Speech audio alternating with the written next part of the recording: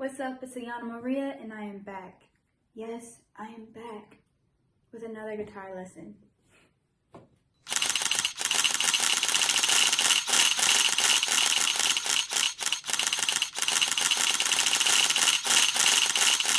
We're going to be learning about chord charts. What is a chord chart? A chord chart is a diagram of how to fret a chord on the fretboard. It's almost like a map. And what is a chord? A chord is a group of usually 3 or 4 notes that are played together simultaneously. So I have a diagram of a chord chart on the screen. If you look, you'll see 6 vertical lines. Those vertical lines represent the strings of the guitar. From left to right, it's the 6th string, the 5th string, the 4th string, 3rd string, 2nd, and 1st string. And that's from left to right. Those are what the vertical lines represent. The horizontal lines represent the frets. So a chord chart is pretty much your guitar. If you looked at it this way, you see the similarities. Here are the strings going vertically, and here are the frets horizontally. And if you look on the chord chart, you'll see 2 dark dots. Those dots represent where you put your fingers. So those dots are your fingers.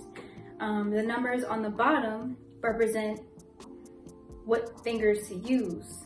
So you see a 2 and 3, you're using your 2nd and 3rd fingers.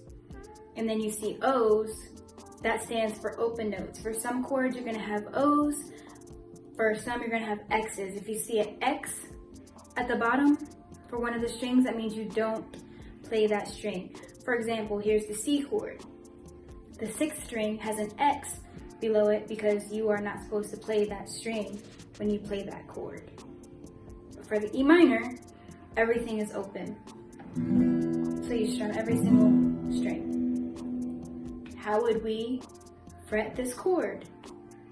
You look at the horizontal, the vertical lines, and you see what string each finger is on. So see the 6th string all the way to the left, then you see the 5th string. There's a dot on that one, so you know you have a finger on the 5th string. In order to know what fret you're on, you look at the horizontal lines.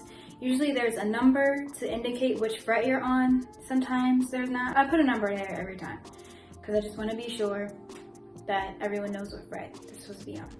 But as you see, that's the 1st fret has nothing on it.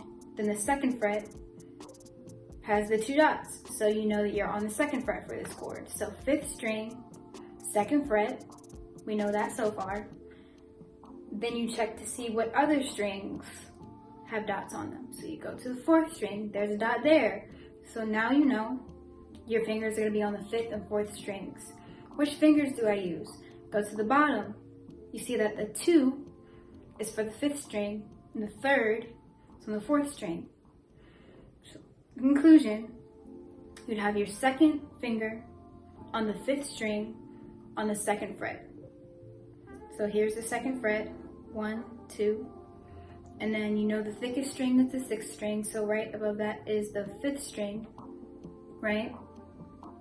Then the 4th string is right above the 5th string, and there is your E minor chord.